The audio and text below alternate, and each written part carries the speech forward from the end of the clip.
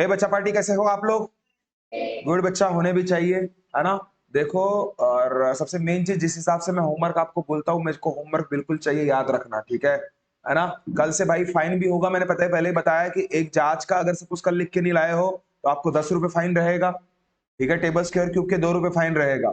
और साथ ही साथ कल से मेरे को याद रखाना, जो जो नहीं लिख के लाता है उसके ऊपर स्टिक भी रहेगी, ठीक है ना? सन सन सन सन, बिल्कुल बिल्कुल बिंदास बताना, आने से पहले ही बाहर ही चेक कर लेना, खत्म। क्लियर है? चलो देखो बच्चा, स्टार्ट करते हैं हम लोगों ने। मेरे ख्याल से लाइन्स एंड एंगल का 5.1 पूरा कंप्लीट कर दिया था, बराबर है?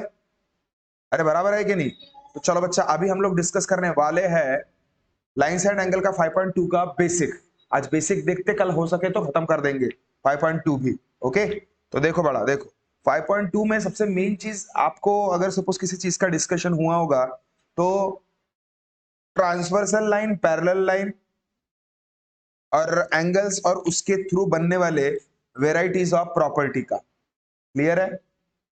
अब बोलोगे सर ये लाइन तो समझा था, पैरेलल लाइन क्या है? सर लाइन तो समझा था, ट्रांसवर्सल क्या है? तो तुझे देखो समझ लेते हैं अपन, खजाना सन सन सन सन, उसके हिसाब से प्रोसीड करते हैं। ध्यान दे बड़ा, ध्यान दे। अब सबसे मेन चीज इसमें एक चीज ध्यान दो, किस हिसाब से, चलो ध्यान दो बच्चा। तो देखो हम लोग पढ़ने वाले हैं पैरेलल, जैसे मैंने बताया आपको, पैरेलल लाइन। कौन से लाइन?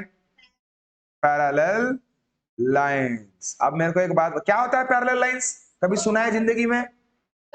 तो एक चीज याद रखना, जिंदगी में कभी सुना है तो जिंदगी में एक बात याद रखना कि जिंदगी में कभी अगर सपोज दो लाइन कभी जिंदगी में नहीं मिलते। समझे क्या? क्या कहा मैंने? जिंदगी में कभी भी जो लाइंस होते हैं कभी जिंदगी में एक दूसरे को नहीं मिलेंगे। ऐसे, अरे यार ये क्या कर दिया मैंने, ऐसा चाहिए था। जो लाइंस होते हैं ना, कभी जिंदगी में एक दूसरे को नहीं मिलते, ऐसे लाइन को पैरेलल लाइन बोलते हैं। क्लियर है? जैसे आपने देखा होगा, रेलवे देखा क्या? रेलवे, रेलवे के ट्रैक कभी एक दूसरे को मिलते क्या?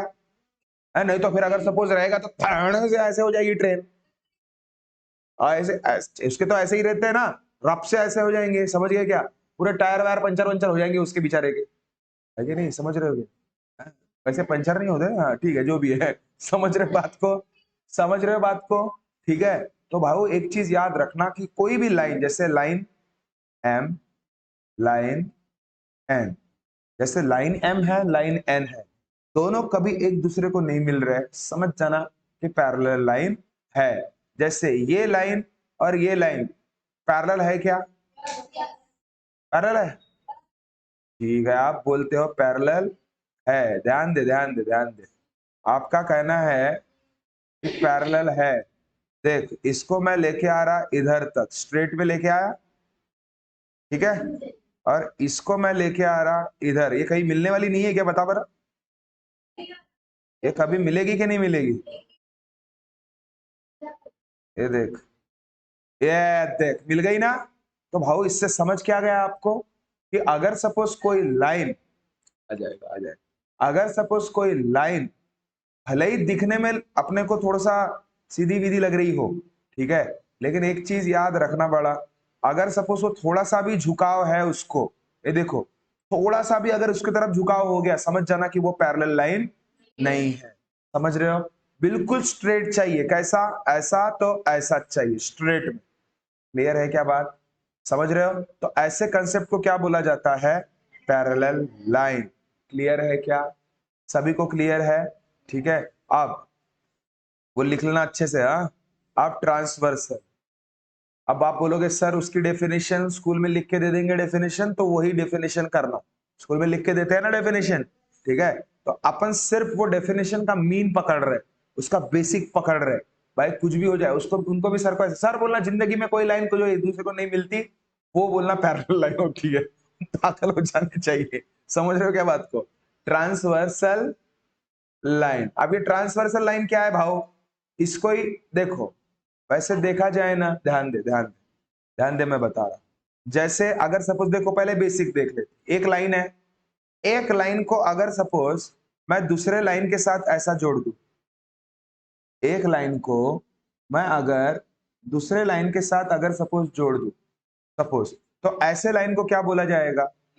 इंटरसेक्टिंग। गुड, इंटरसेक्टिंग लाइन जो उस एक ही लाइन को कोई दूसरी लाइन अगर सपोज कट करके जा रही है तो ऐसे लाइन को हम इंटरसेक्टिंग लाइन बोलेंगे, एक ही लाइन को। लेकिन ध्यान दो मैं क्या बोल रहा हूं, अरे ध्यान दो बड़ा। लेकिन अगर सपोज किसी दो पैरेलल लाइन को या फिर दो से ज्यादा, तीन भी पकड़ लो, ठीक है, या अगर सपोज तीन भी बोला ना मैंने तो भी चलेगा, ठीक है, लेकिन अभी फिलहाल के लिए दो ही पकड़ता है, एक दो हो। अगर इस दो पैरेलल लाइन को ध्यान से देखना पड़ा मैं क्या बोल रहा हूं, अगर एक कोई तो भी लाइन अगर इंटरसेक्ट कर दिया, एक भी कर सकता, कभी दो भी लाइन इंटरसेक्ट कर सकते, ठीक है, डिपेंड करेगा वो सवाल किस हिसाब से पूछा है। अगर दो एक से ज्यादा पैरेलल लाइन को अगर सपोज एक लाइन इंटरसेक्ट कर रही है, ये रेड वाली लिख रही है, इंटरसेक्ट कर रही है, तो ऐसे इंटरसेक्टिंग लाइन को बोला जाता है ट्रांसवर्सल लाइन। ट्रांसवर्सल लाइन और इंटरसेक्टिंग लाइन में डिफरेंस समझा? डिफरेंस समझा? अरे ट्रांसवर्सल लाइन और इंटरसेक्टिंग में डिफरेंस समझा ना? हाँ, तो भाऊ इसमें एक चीज याद रखना पड़ा कि अगर सपोज ट्रांसवर्सल लाइन जब भी कभी दो पर्टिकुलर पैरेलल लाइन या तीन पर्टिकुलर पैरेलल लाइन को इंटरसेक्ट करते हुए जाती है, ऐसे पर्टिकुलर तमाम लाइंस को क्या बोला जाता है? ट्रांसवर्सल। क्लियर है बात? सभी को बात क्लियर है? अब पैरेलल लाइन और ट्रांसवर्सल लाइन इन दोनों को मिक्स करके जो प्रॉपर्टीज बनते हैं उन प्रॉपर्टीज पे हम लोग डिस्कस करेंगे, ठीक है, और हो सके तो एक्सरसाइज सॉल्व करने की कोशिश करेंगे, ठीक है। तो क्या आप सभी बच्चा पार्टी रेडी हो इसकी प्रॉपर्टी जानने के लिए कि भाई इसके पास कितना पैसा है, इसके पास कितनी जमीन है, इसके पास कितना ये बड़ा आदमी है? तो चलो फिर देखते हैं सीबीआई की रेड। रेड मारेंगे तभी तो पता चलेगा ना।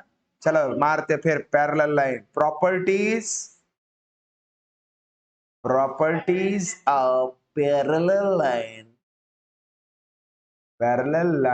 एंड ट्रांसवर्सल लाइन, ठीक है। चल ध्यान दे, सबसे पहली बात, पैरेलल लाइन बना दिया, पैरेलल लाइन बना दिया और ट्रांसवर्सल लाइन भी बना दिया, बना दिया। तो देखो इसको लिखना कैसे रहता है बता दूं मैं आपको। एस, ये लाइन को क्या बोलता मैं? एम बोल देता हूं, ये लाइन को एन बोल देता हूं, ये लाइन को एल एम एन पी, एस ध्यान दे रहे चिमने, एस देखो लिखना कैसे, एज लाइन एम और and line N parallel line.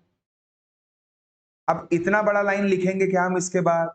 नहीं, इसको लिखने की कला कि अगर कोई भी चीज, कोई भी दो लाइन अगर सपोज एक दूसरे को पैरेलल हो तो ऐसे केस में एक चीज याद रखना, ध्यान दे, लाइन एम ऐसे दो डंडे दे देना, इसका मीनिंग होता है पैरेलल, समझे?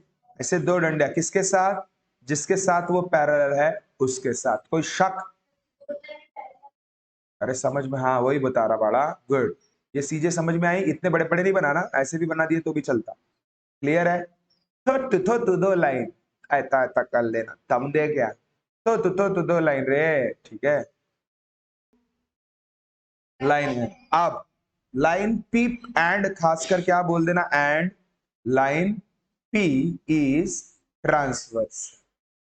समझ रहे हो? ये चीजें जरूर लिखते आनी चाहिए आपको।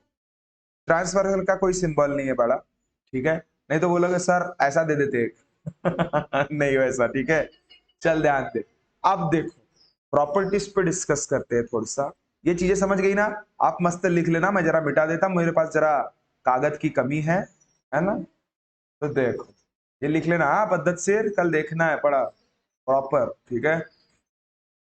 पहला पहला प्रॉपर्टी बताता आपको, पहली प्रॉपर्टी है बड़ा इसमें करस्पॉन्डिंग प्रॉपर्टी। कोणती प्रॉपर्टी? Corresponding property. इस प्रॉपर्टी को समझ ले बड़ा, करस्पॉन्डिंग प्रॉपर्टी। अब करस्पॉन्डिंग प्रॉपर्टी क्या है कि जो भी एंगल होता है उसके नीचे वाला एंगल छोड़ के उसके नीचे वाला, ये याद रखना, वर्डिंग लिख के रख देना। क्या बोला मैंने? कोई भी एंगल के नीचे वाला एंगल छोड़ के उसके नीचे वाला, या फिर कोई भी एंगल का ऊपर वाला एंगल छोड़ के उसके ऊपर वाला, या फिर कोई भी एंगल के साइड वाला एंगल छोड़ के उसके साइड वाला। समझा क्या? अब बोले सर क्या बता रहे हो सर? तो सबसे पहले मैं एक चीज बता दूं आप सभी तमाम बच्चों को, जब भी दो पैरेलल लाइन से एक ट्रांसवर्सल लाइन इंटरसेक्ट होके निकलती है, तब एक चीज याद रखना, उसको कितने एंगल बनते हैं, कोई बता पाएगा? 8 एंगल बनते हैं। ठीक है, एक, ध्यान दे, 1 2 3 4, जैसे मैं बना रहा वैसे ही बनाना। हाँ, चल ध्यान दे रहे चिमने। उसके बाद रुक जाना का। हाँ, ये ले, 5 6 7 8। ध्यान दे, एंगल समझ में आया? क्या कहा मैंने कि भाऊ जैसे ट्रांसवर्सल लाइन पास हुआ रे हुआ, 8 एंगल बनते। कितने बनते हैं? 8। ऐसे लिख देना, मस्त पे लिख दिए। ठीक है, अब करस्पॉन्डिंग प्रॉपर्टी मैंने क्या बोला? कोई भी एंगल, कोई भी एंगल, जैसे एंगल 2 लिया मैंने, एंगल 2 का करस्पॉन्डिंग एंगल कौन सा होगा? एंगल 2 का देखो, ध्यान देना, वो एंगल बोला है ना मैंने, देखो वर्डिंग याद रखना, क्या बोला? जो भी एंगल बोला उसका नीचे वाले का मतलब छोड़ के नीचे वाला। तो एंगल 2 के नीचे कौन है? 3। तो उसके नीचे वाला 6, तो वो उसका करस्पॉन्डिंग एंगल रहेगा। क्या ये बात क्लियर है? और कभी भी याद रखना that always corresponding angles are equal. ये प्रॉपर्टी याद रखना। क्या बोलो? Corresponding angle, corresponding angles are equal. चलो ध्यान दे, दूसरा एंगल 2 हुआ। चल एंगल 3 के बारे में बताओ अभी, उसके नीचे वाला एंगल छोड़ के उसके नीचे वाला, मतलब एंगल 7। कितना आसान है रे, ध्यान दे। अब अगर मैंने बोल दिया एंगल 1, बताओ बरा, एंगल 1 के नीचे वाला एंगल छोड़ के नीचे वाला एंगल। ठीक है सर। अब एंगल 5 के बारे में बता। अरे एंगल 5 नहीं, रुको रुको रुको, बता रहा, किसके बारे में पूछ रहा था मैं? एंगल 4। तो एंगल 4 के बारे में बता। एंगल नीचे वाला, एंगल 4 के नीचे वाला छोड़ के एंगल आर। अब कुछ भी दे दिया मैंने, आप ध्यान दो। अगर मैंने पूछा एंगल 5 के बारे में बता, उसके ऊपर वाला छोड़ के उसका ऊपर वाला, ऊपर वाला, एंगल 5 का ऊपर वाला छोड़ के ऊपर वाला, मतलब एंगल 1। ये तो वैसे ही हो गया ना, ये देखो को बोले, लेकिन पूछेगा तो कुछ भी पूछ सकता है, ऐसा जरूर थोड़ी एंगल 1 ही पूछेगा। अब बोलो, अगर मैंने बोल दिया एंगल 7, बताओ मेरा कौन सा रहेगा? उसके ऊपर वाला छोड़ के ऊपर वाला, एंगल 3। तमदा क्या थल, ये तो यही तो क्या थी, नहीं तो क्या, वही रहता है। लेकिन पूछने का बस उसका नजरिया। एंगल 6 का इक्वल कौन होगा? एंगल 2। कितना आसान है तो, कितना आसान है। थमदा क्या? नहीं थमदा। करस्पॉन्डिंग एंगल क्लियर हुआ सभी को? पक्का? चलो बड़ा, नेक्स्ट एग्जांपल की तरफ देखते हैं। Corresponding property clear? देखो वर्टिकल, नेक्स्ट प्रॉपर्टी ले रहा मैं, वर्टिकल अपोजिट। ध्यान दे, अपोजिट प्रॉपर्टी। अब वर्टिकल अपोजिट प्रॉपर्टी मतलब क्या होता है? एक के सामने एक, बिल्कुल उसके सामने। ध्यान दे चैंड्रिया, वर्टिकली देख, ध्यान दे, एक का वर्टिकली अपोजिट कौन है? मतलब एंगल 1 इक्वल्स टू एंगल 3। देखो मैंने बराबर डायग्राम भी वैसे ही बनाया हुआ है, इसका छोटू तो उसका छोटू। हाँ ऐसे ही आप बनाना, वो इसीलिए बनाया गया था। अब एंगल 2 का कौन है? एंगल 5 का कौन है? और एंगल 8 का कौन है? भाई वर्टिकली अपोजिट प्रॉपर्टी याद रखना, that vertically opposite angles are also equal. वही प्रॉपर्टी है, that vertically opposite angles are equal. क्या ये बात क्लियर में आई क्या? क्या ये बात समझ में आई क्या? तो आई होप बच्चा आपको ये समझ में आया होगा। अच्छे से इसको लिख लेना मस्त पिके एवरेज में, ठीक है। इससे ज्यादा कुछ मत करो, बहुत सारा एक साथ खाने की कोशिश मत करो, ठीक है। इतना ही। अभी अपन अलग से प्रॉपर्टी, एक एक प्रॉपर्टी समझेंगे अपन, जैसे एक एक एग्जांपल लिया ना वैसा ही। उसी के बाद डायरेक्टली हम एक्सरसाइज पे जाएंगे, तो खत्म कर देंगे एक्सरसाइज। अरे क्या ये बात क्लियर है? परसों ये चैप्टर अपना खत्म हो जाएगा। तो आई होप आपको ये चीजें समझ में आई होगी। एक्सरसाइज प्रॉपर चाहिए, मैं सच बता रहा, घर वापस भेज दूंगा, ऑनलाइन बोल रहा हूं आपको, ठीक है। अगर प्रॉपर मेरे को लिखी नहीं रही तो, समझ रहे हो? ठीक है। तो मिलते हैं बच्चा नेक्स्ट वीडियो में, तब तक खुश रहिए, ख्याल रखिए। Thank you so much, tata bye bye.